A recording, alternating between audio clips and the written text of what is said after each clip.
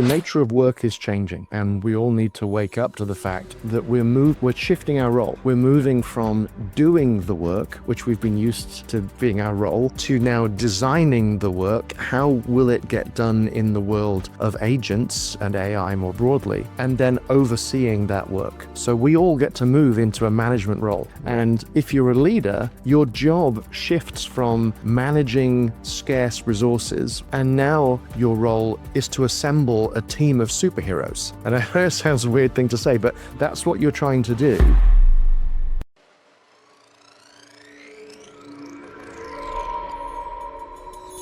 We're going through something absolutely historic. Technologies across the board are growing exponentially. It's a disruption that's going to completely redefine the way businesses compete. In the next decade, we're going to lose 40% of today's Fortune 500 companies. The exponential growth of computing is continuing. AI is nowhere near its full potential. Whether you like it or not, that the future cannot be stopped by anyone. Welcome back to the Future Tech and Foresight podcast. I'm your AI host, Mark Verbenkoff's deepfake avatar, and this is episode number 227. The development of AI has reached a pivotal stage where businesses and individuals must understand how to leverage it for a competitive advantage. From the foundation laid by Google's 2017 research to OpenAI's launch of ChatGPT, the evolution of AI highlights the critical importance of timing, strategy, and adoption in driving meaningful results. This episode examines the capabilities of AI agents, including perception, memory, reason, and execute tasks autonomously. Steve discusses how these agents can scale small businesses, automate complex processes, and even create entirely AI-first enterprises. The conversation also explores practical applications, security considerations, and the trajectory of AI capabilities in the near future. Looking ahead, Steve and Mark reflect on how AI could reshape society, potentially enabling post-labor economies, redefining business models, and emphasizing the growing importance of leaders who understand and strategically deploy AI. The discussion provides actionable insights for organizations aiming to stay competitive while responsibly integrating advanced AI technologies. Now, a little bit about the guest. Steve Brown is a leading voice on artificial intelligence, with experience as an executive at Google DeepMind and Intel. He has delivered hundreds of engaging, information-rich keynotes across 5 continents, helping global brands, Fortune 100 companies, startups, and government agencies leverage AI effectively. His clients include Nike, JP Morgan, Samsung, Lenovo, Comcast, Audi, Pepsi, and more. Steve specializes in guiding organizations on AI adoption, business transformation, and strategic innovation. Through his work, he continues to equip leaders with the knowledge and tools to harness AI for competitive advantage. Great. Well, Steve, thank you so much for taking the time to join me on the podcast today to talk about artificial intelligence and the many different paths that will go down in there. So thanks again for speaking to me today. My pleasure. Thanks for inviting me on. Yeah. So the way that I start every episode is to ask the guests a little bit about how they got involved in the world that we're dealing with. I don't know if that's a background or if you've got 1,000 books behind you. Maybe they're all about AI. Oh, it is. Real. Excellent. It's real. Excellent. So why don't you start us off with explain a little bit about how you got involved in the work that you're doing now? Well, my background is in high tech. So I spent almost 30 years at Intel. Started as an intern when I was 18, and I've just been fascinated by creating life. I don't have children, and I knew when I was very young I wasn't going to have children, and I thought if I do want some, I'll adopt some, right? And Right. the very first time I got to program a computer, I recognized, and this is when I was about 10, I recognized this was the closest I was ever going to personally get to creating life. And so from very early programming computers, I've just been fascinated with this idea of how far will it go? And now we're in this era of artificial intelligence where we are verging on human level intelligence. And that has been fascinating to me since I was 10 years old. So I've worked at Intel. I left Intel because in large part, they were not going fast enough on AI. And as one of their futurists, I was telling them the future is AI, AI, AI. And more recently, I worked with Google DeepMind and cut my teeth a bit more there. But I've just been fascinated with this for a long time and written a couple of books on it. And yeah, I'm excited to talk to you about it today. Awesome. Well, that's interesting background for sure. So like ChatGPT has been out for about 3 years or so, which kind of or a little bit over 3 years, right? That brought about this new storm of interest in AI. Um, Obviously, AI has been around a lot for a lot longer than that. You've been connected to it quite a bit. Or have you been seeing like the technology advancing leaps and bounds, or is it kind of been developing in the back end for a long time and now it's just kind of hit the public and everybody's aware and excited again? Or what's kind of your sense, because you've been in the space for Yeah. so long? Yeah, the thing, AI is not a monolithic technology. There are lots of different flavors of AI, if you like. And AI, modern AI, has been around for at least 15 years. So machine learning, optimization AIs, recommendation engines, that sort of technology has been the backbone of global business for 15 years or so. What's new is generative AI, which hit the world, at least got the world's attention back in November of 2022. That technology is based on research that was done by Google back in 2017. They released a research paper called "Attention is All You Need" back in 2017, and that led to this notion of a transformer, which is the architectures, the heart of these large language models like ChatGPT and Gemini and Claude. So the technology has been developing over that 5-year period. OpenAI decided to unleash it on an unwaiting world, and the rest is history. Right. So I think something that's kind of interesting is, based on what you were just saying, I'd forgotten about this, but yeah, Google laid the foundation, if you will, for this. OpenAI was the one that kind of profited from it initially, and there's obviously a race going on. We'll see who wins out in the end.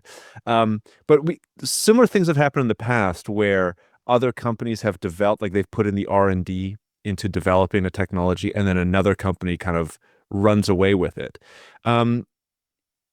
We're going to be focusing a little bit later on like leadership in today, and like how to adopt AI, the right kind of mindset that you have to have. If Google was the one that developed this but didn't launch it, is there a lesson in there, I guess, that that you have thought about or want to share with the audience? Yeah, I think I don't fault Google. I mean, I worked at DeepMind when ChatGPT launched. And so I was there. And it was like a 5-alarm fire at Google because they realized, oh, we've got this stuff too, and we haven't gone to market. I think it's just a different philosophy. Their philosophy was this stuff is not ready for prime time yet. So we're going to keep working on it and keep improving it until we feel like it's ready. And OpenAI's philosophy was very different, which was, let's launch this, let's get it out there and get feedback from people, and that will help us make it better. So I don't think either one was the wrong path, but it certainly put Google in a position where they had to invest heavily and catch up. And they were a little bit behind OpenAI, but not much. I was playing with their large language model tools privately inside the firewall there for a little bit of time. So yeah. Right. Yeah, and I think with Gemini, I believe it was called something else when it first came out, right? Bard. Exactly. Yes. Right. The differences aren't all that great anymore. So yeah, I guess they were able to catch up quickly. I think I'm a small business owner. Many of the people that listen to the podcast are business owners. We're all fascinated and I think terrified at the same time with the tools that are coming, the AI tools that are coming out. Is there I mean, we've been hearing this trend in the podcast with all the interviews that like those that adopt AI sooner than others are going to be the winners. Is that true from your perspective? Like, are a lot of people just talking about the hype of AI, or is this actually a reality that we're seeing now? It's a harsh reality. and you need to adopt it at a company level. You know how big your business is, but you also need to adopt it personally. The best thing everybody listening to this podcast can do is invest in themselves.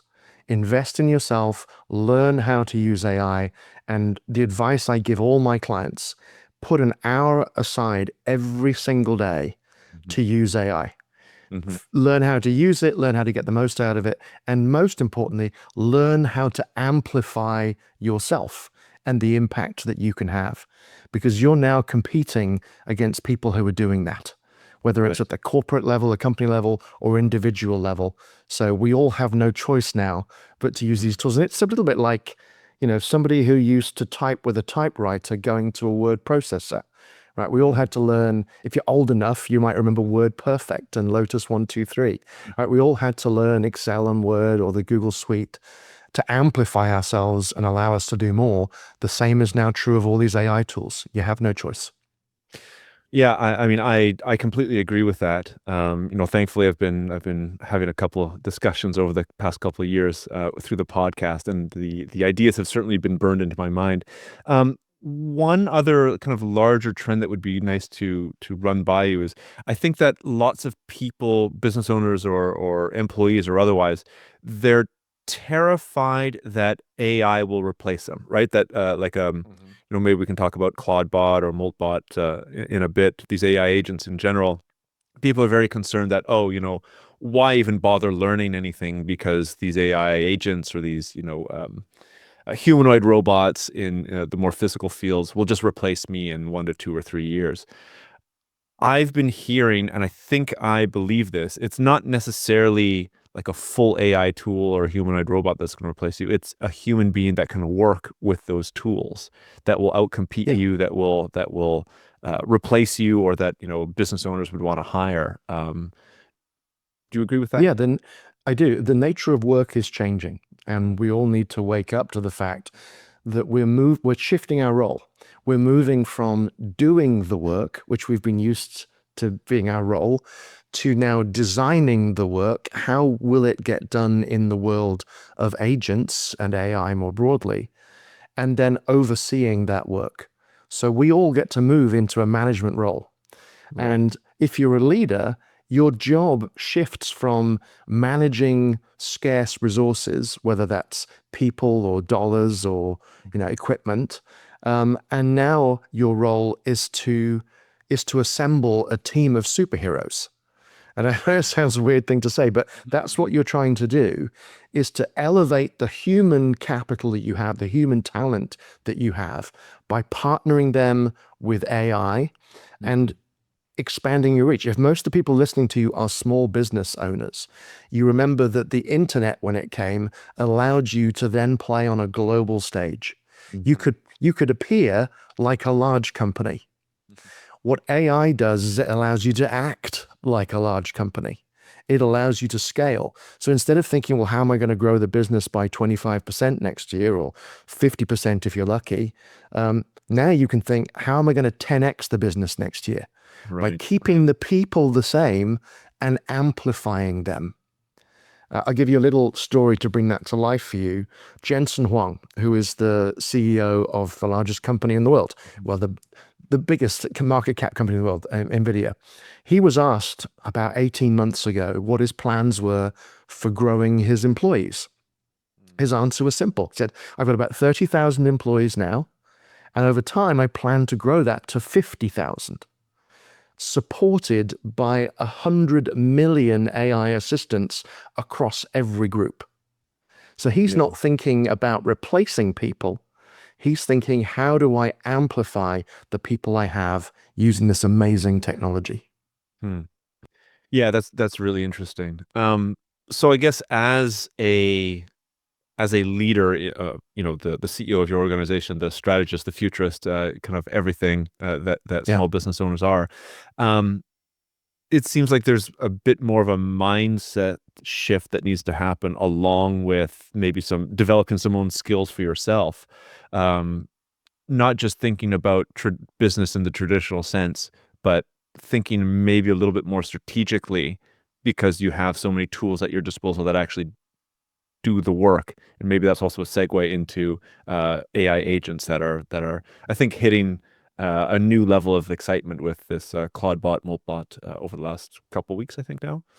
Yeah, you've got a sort of different levels of engagement that I see from my clients, and I work with Fortune 100 companies, startups, all of them. Firstly, people go, okay, well, we'll get a site-wide license for Copilot, and some of them think that they've done it. You know, AI strategy check, we're done. Right. No, you're about 1% of the way there.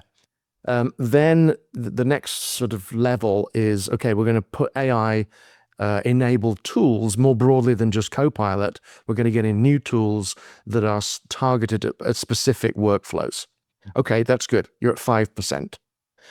The next task is task substitution, to look at your workflows, break it down to tasks, and then ask which of these tasks is still best done by a human, and there'll be many that are, and which can now be handled by an agent, or if it's a physical component to your work, a robot. So sort of figuring out that orchestration of human and machine talent. That gets you to about maybe the 40% mark. Then there's the next step beyond that, if you choose to go this far, which is to try and redesign your company to become an AI-first business. If you were going to compete with yourself, if you were going to be an AI native business, meaning you design it from scratch in an AI first world, how would you compete with yourself? What would you do? And it's about making the engine of your company. The engine of our companies today is people. Yeah. But how do you make the engine of your company that makes it run AI and then wrap people around that to steer and focus that engine? That is what the opportunity is with an AI first business. And how essential are AI agents for this to happen? I would assume it's foundational, because they're the ones that are actually going to be doing a lot of the work. Yep. I think I used my first AI agent maybe 6 months after ChatGPT came out, and it was garbage.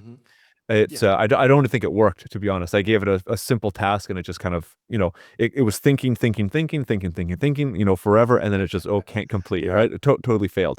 I think things have moved forward a little bit over the last, say, 2.5 years or so.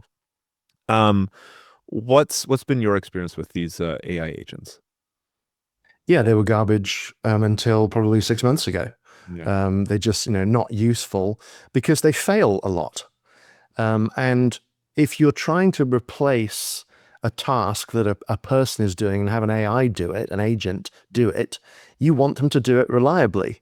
Not 70% of the time, but 99.9% of the time.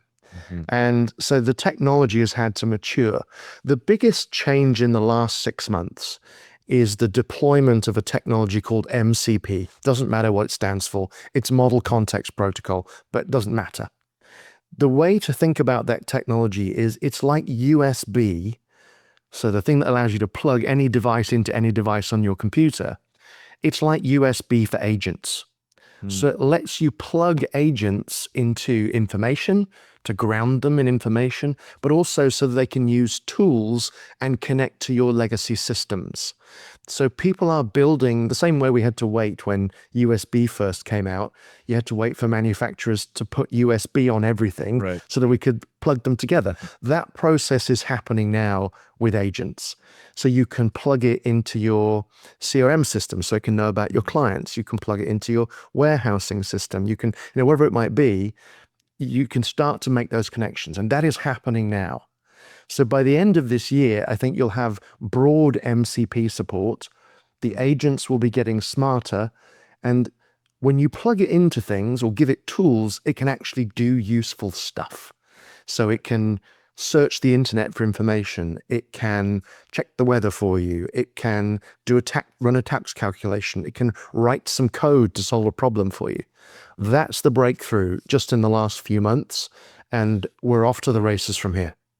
So this is always so exciting to talk about. Is part of the challenge to kind of imagine or understand and then imagine what these agents are actually able to do to build, like if you are going to redesign your company with AI first, it's really to understand what that even means and what these AI agents can do so that you can redesign, reconfigure your company to do what's actually possible.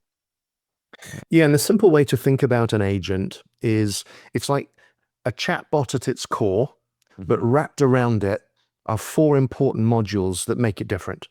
So I'll explain to you what those four are, and it helps you understand what an agent can do and can't do. So the first module is a perception module. So it can understand your context right now. That could be giving it access to see what's happening in your browser.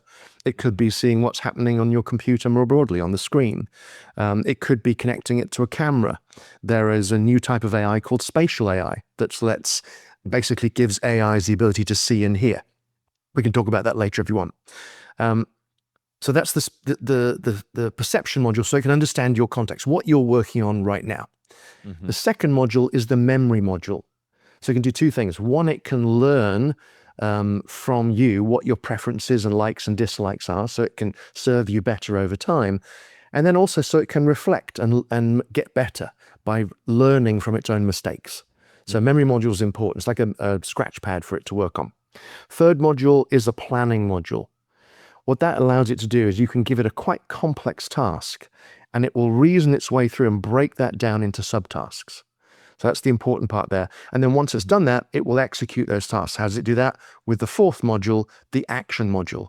And that's what uses MCP, the interface I just mentioned a few minutes ago, to connect to tools and APIs so it can actually do work on your behalf. So that's what constitutes an agent. It's its ability to do stuff, to have agency in the world.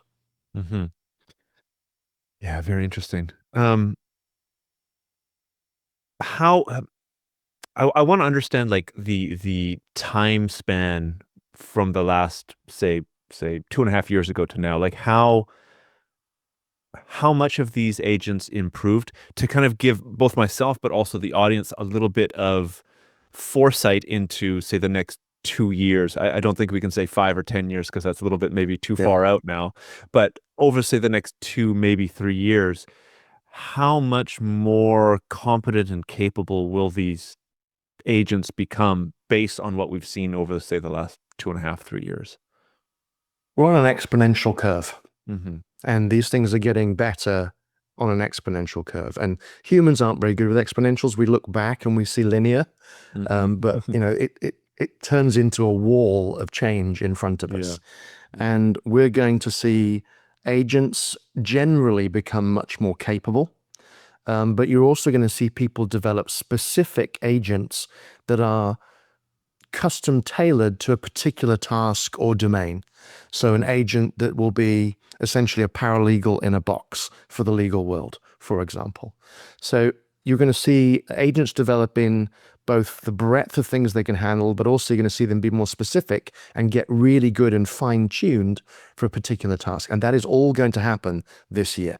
So your expectation should be that in 2026 and 2027, these are going to roll out fairly broadly across industry, and that by 2028-ish, they're going to be as smart and capable as any human being. And capable, I think that's the essential point, right? Because these things can act. So not only do they, it's not like ChatGPT where you ask, oh, wow, you're so smart, but now do the thing that we just talked about. Yeah, that's fascinating. Is this also why we're hearing talk about the first $1 trillion single person business, or is it $1 billion? I believe $1 billion. First $1 billion business is probably going to come out in the next couple of years. That's owned and operated by one individual person because he's going to have this army of AI agents that are able to act on his or her behalf. Yeah, and some people think that those businesses may already exist today. They just, they're going to quickly accelerate to that level. So yeah, I think that's entirely possible. So, the challenge now is if you are a small business owner, how are you going to use AI to become one of those unicorns? How are you going to turn your small business, which you have some ambitions for, but you never thought it would be $1 billion business. Well, maybe now it can. Maybe that can be you. You just have to dive in and try this technology out and harness it in a way that takes you there. Yeah. Yeah, no, it's a certain, I mean, this is why there's so much excitement, right? It's the possibilities are kind of unlike any other time before. I mean, maybe the internet was also just as exciting, but I'm a little bit too young, not old enough, shall I say, to remember that exactly. One of the things with this new AI agent, and I can't remember if it's Claudebot or was Claudebot and now Moltbot, if I'm not mistaken, or maybe OpenClaw is the latest name. OpenClaw. Okay, Yeah, great. They ran into some trademarking issues. Right. Yeah, I was traveling for the last month, so I'm not up to date on everything.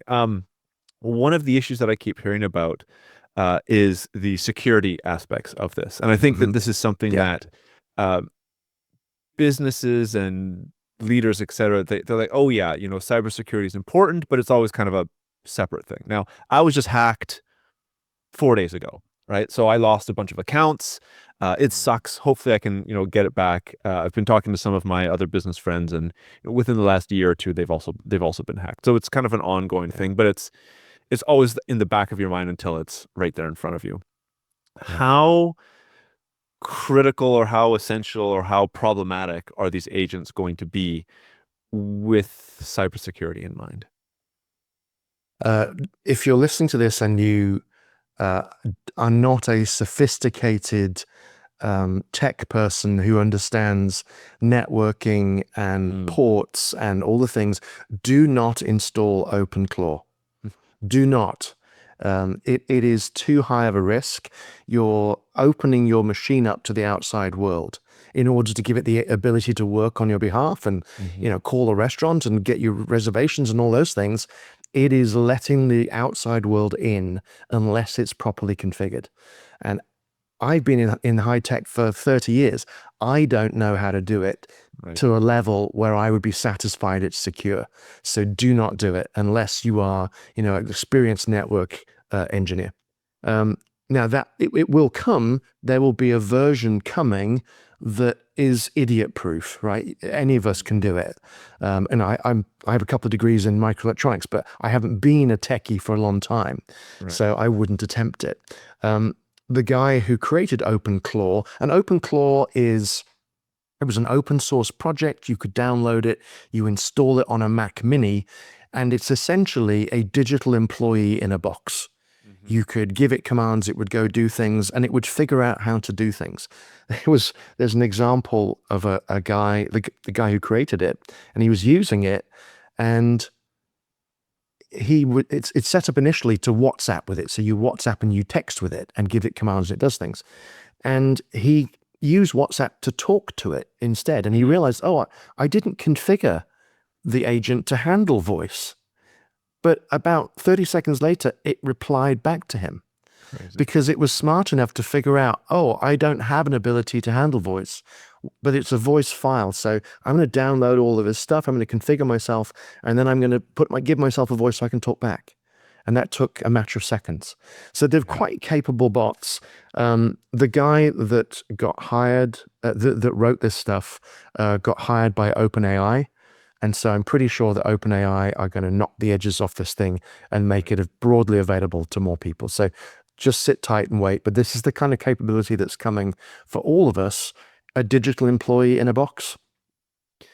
Yeah, that's crazy. I think the learning aspect, which is one of the four that you were talking about, right? Memory and its ability to remember and learn from that. I think that is something that, again, is a bit more closely tied to like the exponential curve, and we don't fully understand how fast it'll move and the capability it'll bring about. But I think that anecdote is great. I wasn't aware of that, and just kind of makes you, again, super excited, but also a little bit terrified about what these things are going to be able to do in the next year or two. Yeah. It's coming at us all very quickly. It's like a freight train. Yeah. So what's next, right? So these agents by 2028, you're saying, are going to be relatively ubiquitous. We're going to be able to, or probably have to, redefine, restructure our companies to be AI native or AI first. What happens then? Do we completely shift how our employees work, how we work? Is it going to benefit us? Is it going to make us, work harder and longer hours? Right? I think the age-old dream is we get all these new, fancy automation tools, and then we work, a 3-hour work day or a work week. And then we just end up working 80 hours, 90 hours, 100 hours because there's more and more stuff to do. What's your perspective on kind of what happens next? I'm not sure any of us really know how that plays out. If you're a company with 10 employees and then you go and essentially hire, let's say, 100 digital employees. So now you're managing 110 people instead of 100. Are you going to be working less? Probably not. I think so. As the leader of that company. So I doubt it. I think this is going to be initially about expanding, but ultimately we'll get to the point where, most of the work can be done by machines. And at that point, we have to have a big conversation as society and figure out, how does our economy work? How does our society work? How much time do we want to work? We may move at some point into a post-labor era. And if that's the case, we have to decide, how does that all work? And we're not having that conversation enough right now, because it could come sooner than we think. Yeah, and I think that's the thing. It's, this is not the first time that ideas like this have come about, right? That have been proposed. And it always seems like the dream comes and then, it didn't come about. And now we're all working more rather than working less. Yeah. I think that there's something fundamentally different with this AI revolution in its ability to bring about, whether it's, a post-labor economy, or, some sort of what's the term, the free money that everybody gets every single month. UBI. Yeah, some sort of UBI based future. I do think that AI is a little bit different than previous revolutions or dreams or whatever revolution we want to talk about. In this case, we are the horses. Yes. Yes. People talk about, when the railway came, it created net more jobs. The people who bred the horses and the people who made the carts and the cartwrights and the buggy makers and the leather whip makers, right? They all lost out, but net there were more jobs. Yes, that's a great story. But in this case, we are the horses. There are a lot fewer horses around than there were, before the railways came. Yes. They might lead much nicer lives, they're in pasture and they're not dragging around carts, but there are less of them. Yeah, that's a scary thing. I mean, again, it's scary, yes, but I think we're heading over whatever arc of time. We're heading into the third phase of human existence. The first phase being survival, subsistence farming, caves. You're just trying to get to the next day and get your kids to the next day so they don't die. And if you make it to 30, woo, I'm old, Thankfully, we got past that. We moved to the era of work, where people work for a living, they hopefully survive and then thrive, and we get into the Maslow's hierarchy thing, right, of being able to get it up levels. I think we may get beyond that. We may get out of this long phase of work and move into an era of service, where the work is done by the machines and we can focus on doing acts of service for others, exploration, following our artistic pursuits, whatever it might be, because most of the rest of the world is just machines that provide for us. Yeah. And, it's the Star Trek world, right? Yeah. And that wouldn't be a bad place to live in if we're not burdened by having to go to work 8 or more hours a day, right? We could actually do something else with our time. And people talk about universal basic income, UBI. It's not actually a very good scheme. There are other schemes that are proposed. The one I think is most interesting is either reverse income tax or UBS, which is Universal Basic Services. And there's actually been discussions over creating an X Prize to figure out how to give people what they need. So a place to live, water, food, broadband, access to AI, all the things they need for their lives, for $250 a month. And maybe we'll get there because the machines will allow us to do that, because fundamentally AI is incredibly deflationary. Right. The cost of most goods and services is labor. If you take human labor out of the equation, then you can make everything cheap for everybody. Yeah, it's the future of abundance, right? When you're able to make things so abundant, the cost drops. Very, very quickly. This is fascinating, but I think also one of the things that you mentioned is, we're not having these discussions yet, and if it comes up, who knows, within 10 years or something like that, I think those conversations kind of need to be had now so that there can be a clear roadmap, or at least a clear kind of foundation for us to land on when that comes about. And I don't think people are having that conversation because things are too exciting, too chaotic, and maybe too new right now. Yeah, and that's why I always bring it up on podcasts like this, because we all need to be having that conversation. I call myself a futurist. I try and live in the future and think about what's going to happen next, but I deputize everybody listening to this podcast. I deputize you as a futurist. Excellent. Start having these conversations with your friends and family. We need to have this conversation as a society and figure out what we want, because I don't think our political leaders are going to belly up to the bar on this one anytime soon. No. Well, I mean, they could do the exact opposite, right? They could use some kind of their vested interest to keep the status quo and slow things down, or make some issues for this future that's coming about. Well, there's the Superman syndrome, right? Politicians don't solve problems before they get here because there's no votes in that. They wait till the problem comes and then they fly in like Superman and try and solve it. Lots of votes in that. So that's the issue we have here, is the Superman syndrome. Yeah. Super interesting. I think the best way to describe, for me anyways, right? I think most futurists that I've talked to are very excited about the future, and it's a techno-positivist perspective. I do have futuristic roots, or futurism roots, so I do have that, but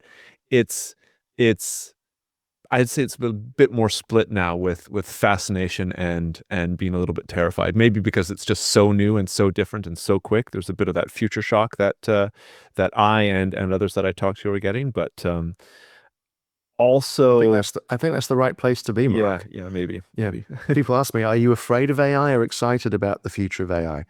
And I say yes. The answer is yes. I think we should all be that way. Yeah. I see the time's winding down here a little bit.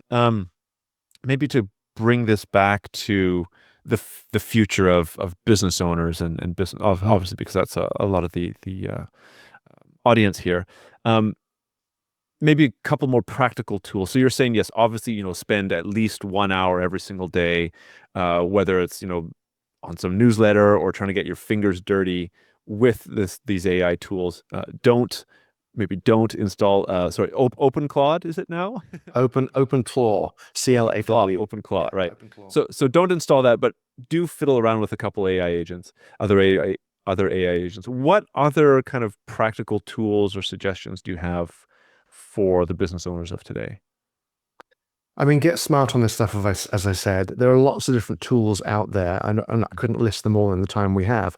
I get asked this question a lot, Mark, because I've sort of prepped for this. And it comes up when I do keynotes. It's usually one of the first questions. Hey, what tools should I use? I actually put an online resource together for people for free to answer that. So if you go to my website, which is stevebrown.ai, you scroll down, you'll see a thing there called Artificial Wisdom. Artificial Wisdom is a resource I put together for anybody that wants to learn more about AI. I want to help you as best I can. So click on that. I think you have to put in your email address just to stop the bots going in there, Yep. but I don't really use it. But what you'll see is books I suggest you read, free training courses you can take, podcasts you might want to listen to about AI, and you'll also see a page there which is lots of different apps categorized, things you might want to try. So, just go in there and go nuts, have fun. That's great. I will personally definitely check that out, because I think one of the things, again, not just for me, but for many of my other business owning friends, there's so much, right? Yeah. It's almost I mean, it is overwhelming for the amount of tools. Like, where do you start? How many courses, do you take? What kind of books do you read? There is far too much stuff out there. Obviously, you just have to start somewhere and just kind of dive into it. But I know it's great that you have a resource like that for people to check. And as business leaders, you're busy running your business. Your job isn't to be an AI expert, but it is now. And I recognize that about a year or so ago, I thought, oh, this is a double load here. I'm a small business owner as well. And so I wrote a book for business people, for business leaders on AI. Ta-da. The AI Ultimatum. Yeah. And it's written for business leaders. So it's written in non-technical language. It walks you through what are the different flavors of AI, what kind of business problems can you solve with them, what are agents, how do you think about deploying agents, robots, how's that going to go? It gives you some tools for thinking about how to build AI use cases for your business. And it's been very well received. So I self-published it just for time to market. If I'd worked with an actual publisher like I have with my previous books, it would have taken too long. I wanted to get this in people's hands as soon as possible. So it's been on the market a couple of months. And if you learn differently with visually, and you want a course, there's a course version of it. And you can just go to my website again, stevebrown.ai, and you'll see there's an AI course designed again specifically for business leaders. Perfect. Well, I think that's a perfect place to end here, Steve. I do have one final question, which I think, as I'm thinking about it, it's part of my hesitation to dive into all of this stuff, right? Because I'm crazy busy dealing with a hack, all this kind of nonsense. Also for other business owners. So you were saying about restructuring your business as an AI first business. How much time, like, obviously you've helped some of your clients at least think about this, maybe go through it. Yeah. What's the time span, the length of time in order to create that, to restructure your business? Are we talking obviously not a week or two? Is it 6 months? You're looking at a year? What's your experience here? It depends on the size of your company, how much momentum there is there, and how easy it is to do the change, right? Because this is a classic change management challenge. Right. So, you have to be good at change management. You have to communicate well. You have to bring your employees along with you, because otherwise, you basically want supporters, not saboteurs. Yes. And they will do everything they can to push back, because we're all worried, right? It's going to replace us, sure. right? So you have to bring everybody along. For smaller projects, it's probably the 6 to 12 month time frame to have a meaningful impact with a new AI tool. You want to, and I talk about this in the book, you want to seed some quick wins, you want to do some medium-term projects, then you want that longer term. How am I going to completely reimagine my business? And that's going to be probably a 2 to 3 year program, because you've got to think through what's that going to be, what's my new go-to-market model, how do I create that AI engine? So that's a longer-term project, and you have to kind of do all three at once. So that's why people are hiring chief AI officers, even in smaller organizations, not technical people that are going to code and put this stuff together, but ones who are going to project manage all of this and drive that change management, come up with the ideas, get everybody on board. So that's a thing to think about. If you're feeling overwhelmed just listening to this podcast, consider hiring an chief AI officer to help you make that transition.